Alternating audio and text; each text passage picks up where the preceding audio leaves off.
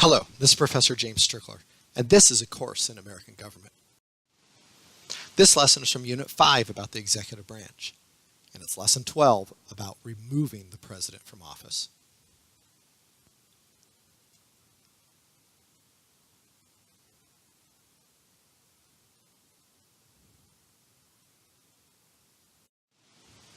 In this lesson, you'll learn about presidential terms, about presidential term limits, about presidential impeachment, presidential succession, and about the vice president.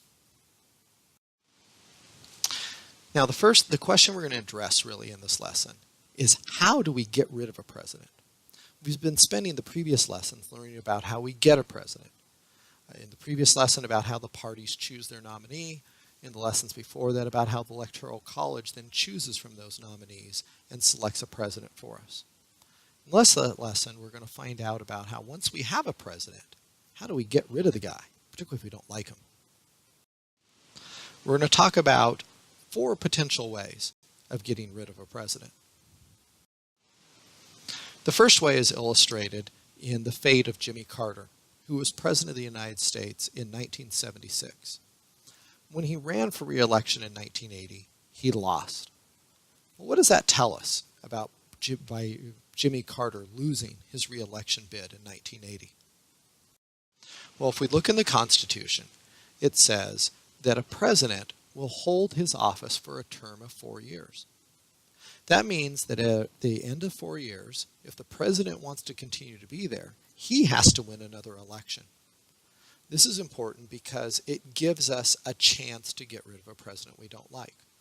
He doesn't get elected and then stay there for life. He gets elected and he's there for only 4 years. And if we don't like him, we can vote for someone else. So that provides our first way of removing the president, that they have a limited term. After 4 years, they're gone unless we as a people choose to vote for them again. The second way we get rid of a president is illustrated by this photo of Ronald Reagan leaving after the completion of his second term in office. The Constitution of the United States, by an amendment passed in 1951, says that no person will be elected to the office of president more than twice. So Ronald Reagan was elected in 1980 and again in 1984, and then he had to leave in 1988. Now notice this amendment was passed in 1951. This is after Franklin Roosevelt had been elected president 4 times. The country decided that wasn't a good idea. And so they constitutionalized the precedent that George Washington set of only 2 terms. Now what this means is, if there's a president in office and you happen to love him, tough luck. After 8 years at most, he's going to be gone. In contrast, if there's a president in office who you really hate, good news is, no matter how popular that president is with other people, after 8 years, that president's going to be gone. That's the second way we get rid of presidents in office. We have term limits for them. So presidents are limited to only serving 2 terms at most. The third way to get rid of a president is illustrated by what happened to Bill Clinton in the 1990s. He was impeached. Now, we've learned previously in this course what that means. It means that he was accused by the House of Representatives of committing a crime bad enough that he should be kicked out of office, and then a trial was held before the Senate to decide whether to actually kick him out. As you can see by this newspaper front page, the Senate decided to acquit Bill Clinton and leave him in office. The crime he was accused of committing was perjury. Some women who had accused him of sexually assaulting them while he was governor of Arkansas before running for president, one of them sued him. As part of the lawsuit process, her lawyers interviewed Bill Clinton under oath. And one of the things they asked him was whether or not he had ever pursued an affair while he was married. In other words, had he been approaching other women, trying to have some sort of sexual relations with them besides his wife. And under oath, Bill Clinton said he had never done such a thing. Well, later on we found out not only had he done such a thing, he had done such a thing in the Oval Office with a White House intern named Monica Lewinsky. And she had physical proof of him having done it, a stain on her dress with his DNA. Well, once this was known, that he had actually had an affair, at least one that could be proved, but he had testified under oath that he had never done such a thing, then people realized he had committed perjury, which is a serious crime. And his enemies in the House, which was controlled by Republicans at the time, tried to get rid of him by impeaching him for that act of perjury.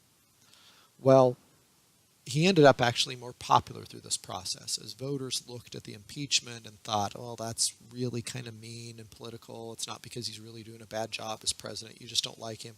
And if he's cheating on his wife, that's a personal issue between him and his wife. That's what voters thought. So even though he'd committed perjury, he was not kicked out of office. Now, interestingly, he did get his law license revoked. As a profession, he's a lawyer. But because he committed perjury, he was stripped of his profession. But he remained a popular president of the United States.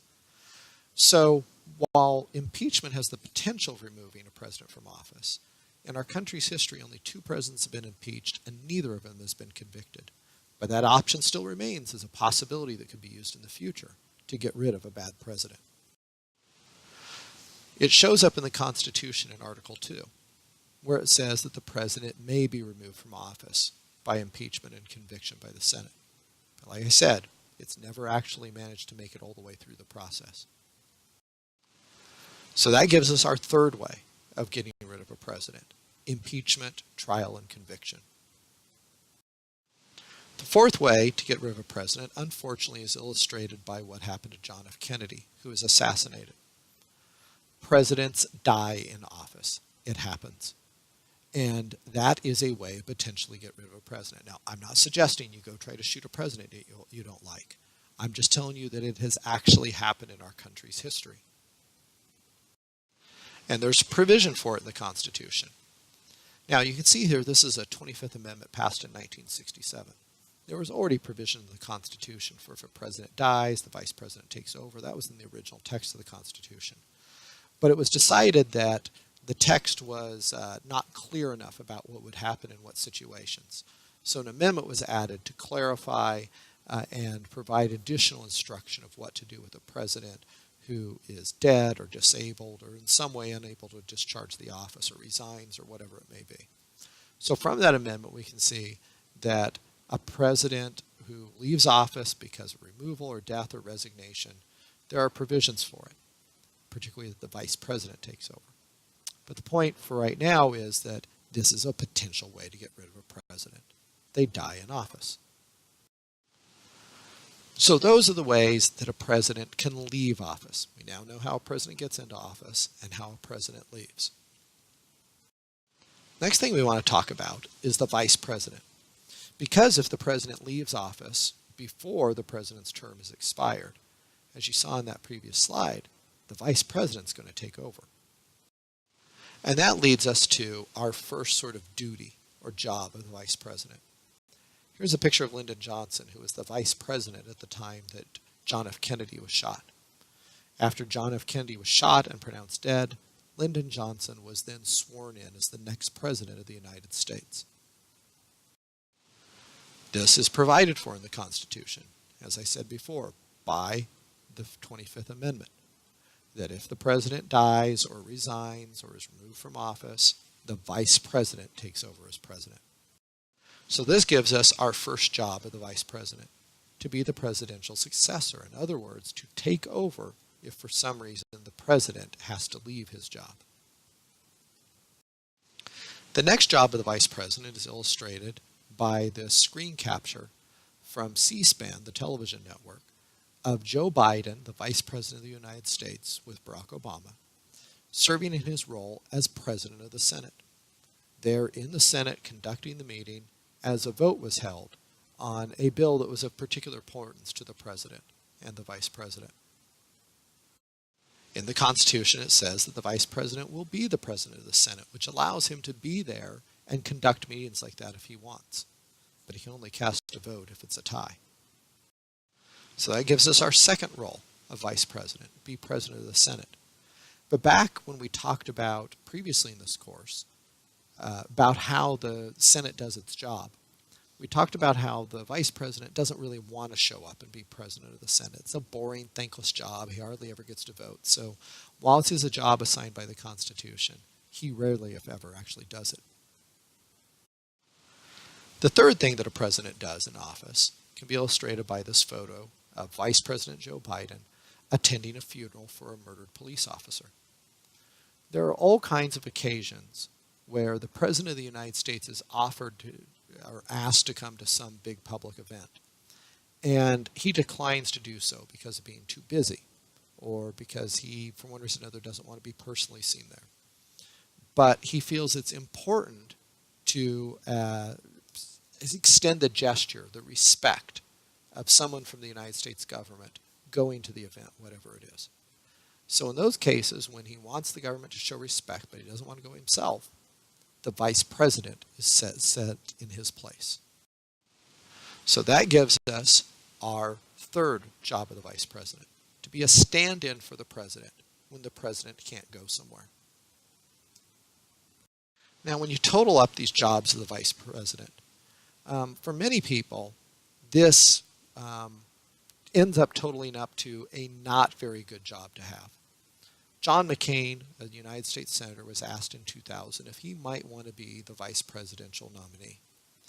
And he said, in his opinion, the vice president only has two duties. One is to inquire about the health of the president. This is where the vice president essentially waits around for the president to die, to potentially be the successor. He needs to hang around just in case that happens. And then John McCain said the only other duty he has, because he's never operating as president of the Senate most of the time, is to attend funerals for third world dictators. And McCain said he doesn't want to do either of those jobs. And in fact, that's a general attitude among many people in politics, that the vice presidency is not a good job to have. But other people think it might be a great job because it could be a stepping stone to the presidency. Okay, that completes this lesson. So let's review what you learned. How many years is in a presidential term? Is it 2 years, 4 years, 6 years, or 8 years? A presidential term is 4 years. How many times may a president be elected? May a president only be elected once, twice, 3 times, or 4 times? Constitutionally, there's a limit. The president can only be elected twice. Who convicts an impeached president? Is it the Supreme Court, the House of Representatives, the Senate, or the Vice President? Well, while the House of Representatives impeaches the president, it's the Senate that holds the trial and actually convicts the president, if we were to ever get a president convicted. Who replaces a dead president? Is it the Vice President, the Speaker of the House, the President pro tempore of the Senate, or the Senate Majority Leader? A dead president ends up replaced by the Vice President of the United States. And what can a vice president do in place of a busy president? Can a vice president issue pardons for that the president hasn't gotten around to doing, or veto legislation that the president doesn't have time to deal with? Or can the vice president command the military in place of the president? Or does the vice president attend funerals? The correct answer, of course, the vice president attends funerals. Those other things are powers specifically given to the president that the vice president cannot wield. That completes this lesson. The next lesson will be will be from Unit 5, Lesson 13, about the bureaucracy. And it'll be the last lesson in this unit.